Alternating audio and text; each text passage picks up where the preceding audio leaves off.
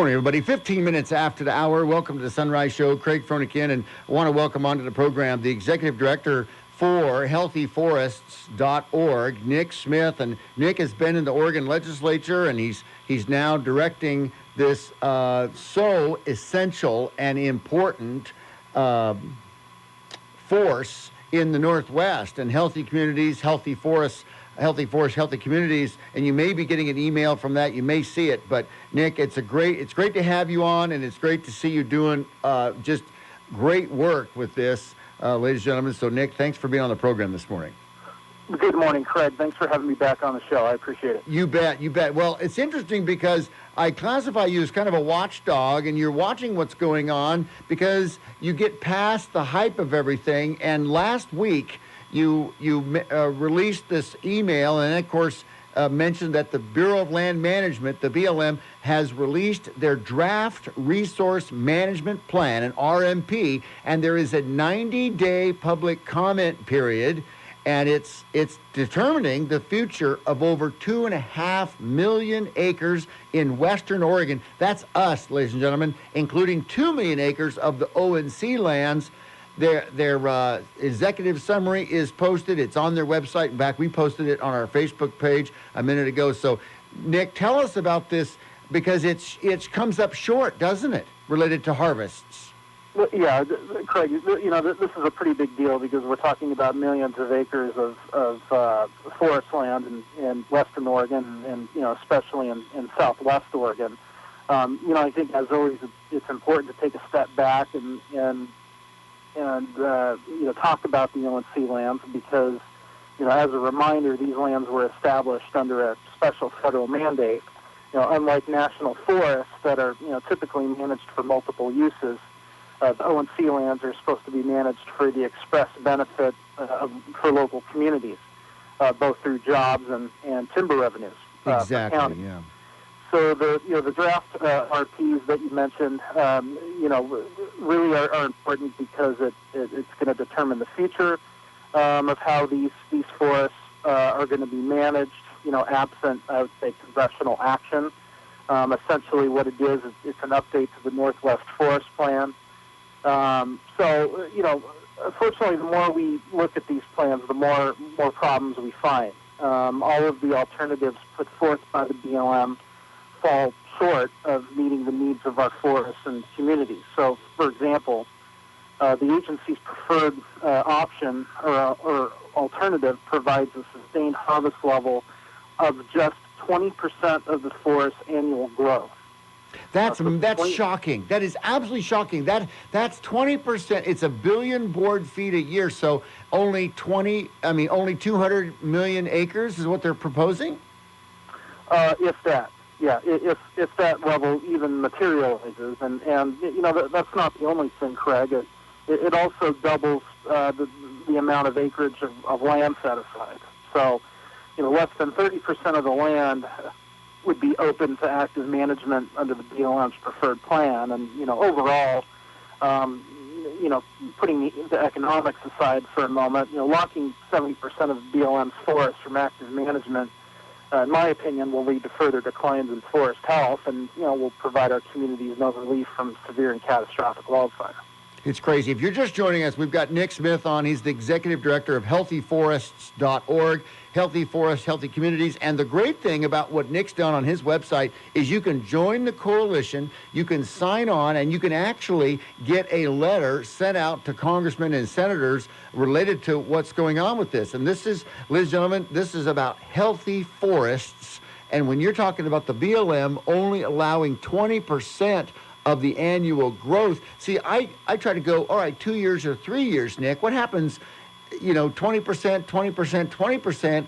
That means there's 800 million plus 800 million plus 800 million board feet of timber in 3 years.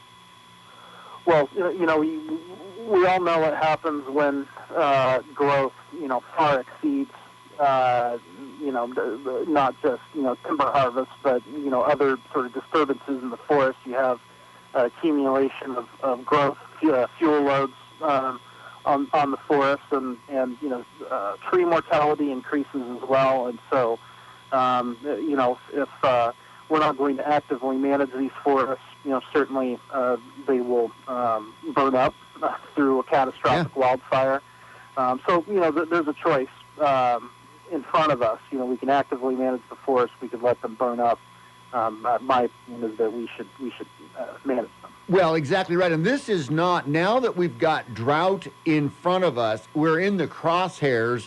The federal politicians, both U.S. senators and House representatives, they know they've already thrown an additional, $500 million into firefighting for this season. They're already on it. They've already visited Medford in the BLM office. They want to know what's going on. And I'm thinking, I just told our audience a minute ago before you came on, the trees are coming out of the forest, whether they're on a truck or whether they go up in smoke, they're coming out. And Nick, with this drought, you've got to be all hands on deck, right? Absolutely. We're looking at a pretty tough wildfire season this summer, and on national forest lands, the chief of the U.S. Forest Service has already announced that his agency intends to spend over $1 billion on firefighting this year. And whenever you spend more than what you have, it's less money for forest management type proactive activities that can mitigate against those catastrophic events.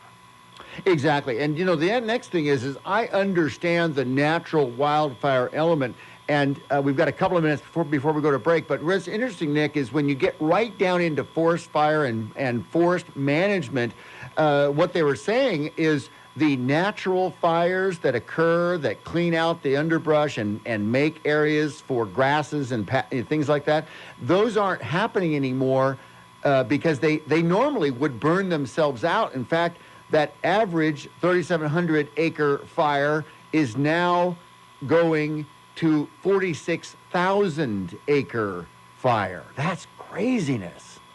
Yeah, that's right. And, certainly over the past decade or two, we have seen larger and more severe catastrophic wildfires. And some point the finger at climate change, but I believe that, I think a lot of it is attributed to the fact that forest management activities on federal forests have declined significantly. The forests have become naturally overgrown. Lots of fuel loads on the forest floor, and I think that's a big reason why we're seeing the bigger fires. Yeah, and I've heard that these trees are now fighting each other for water. They are what's the word? They are not peaceful trees. They're stressed. Yes. And so, I was telling our listeners this last week that an average acre, a healthy acre of timberland, has between 100 to 175 trees per acre, but yet now we're seeing numbers of up over 800 trees per acre. Right. So, I think we really should be giving our federal forest managers the tools, the ability and the direction to make these forests healthier, to return them to more natural states. In addition to, timber harvest that can create jobs in rural communities, but, locking away 70% of the land base from management, I think is a step in the wrong direction. Well, that's exactly right. In Oregon, I know in Josephine County, they have 70% of their land is controlled and managed by the federal government, but overall in the state of Oregon, it's 53%. Can you imagine Oregonians, what would they do with half again as much land if they wanted to work on and develop and everything else as Oregonians? I can't believe it. Nick, we've got a break, so let's do that. We're talking to Nick Smith. He's the executive director of healthyforests.org, Healthy Forests, Healthy Communities. You can get to his website and you can actually contact. He's done a great job with the website.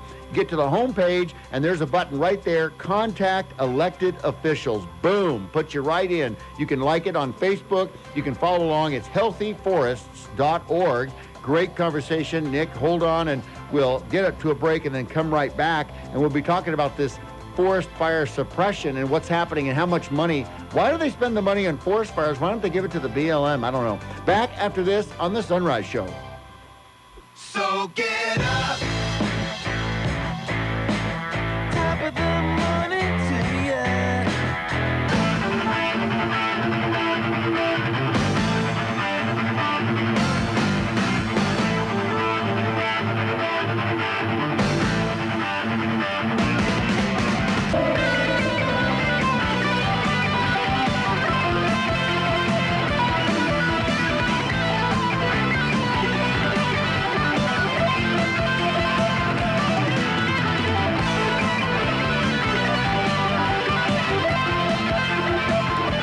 Morning, everybody. Welcome back. 33 minutes after the hour. Welcome to the Sunrise Show. Craig Fronikin is your host. And continuing with Nick Smith, he's the executive director for healthyforests.org. And he puts out a newsletter on a monthly basis, Healthy Forests, Healthy Communities. And he's sent out an email this last week. And I wanted to have him on because this is a action plan for anybody because 90 days, a comment period, for public comment by the, to be addressing the Bureau of Land Management and the Draft Resource Management Plan, the RMP, whether it's good enough or not. And ladies and gentlemen, here's our chance. Here's our chance to say what we want to say in a letter or an email to the BLM. And Nick, I guess the best thing to do, what? Get to the website, on your website, and just connect with the politicians, right? Right. Well, what I'll say is that, if you're satisfied with the status quo, these plans are for you. If you think the ONC forest should be better managed, whether for jobs, revenue, forest health, there are a few things you should do. We're currently on a 90-day comment period. That period ends on July 23rd. So, if you feel that the BLM really should come out with a better plan, you can visit our website. There's a link right on the front page. You can urge them to start over and come back with a better plan. The second thing, which I think is also very important, is that we need to continue to keep the pressure on our local congressmen and United States senators that the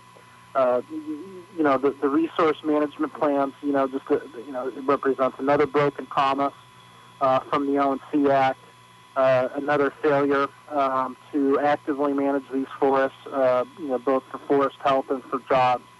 If you go to our website, you click that link, you'll also send a message to your local congressmen and senators that it's time for a solution that puts people back to work in the woods, that resolves a lot of these revenue issues that we're experiencing in a lot of the ONC County.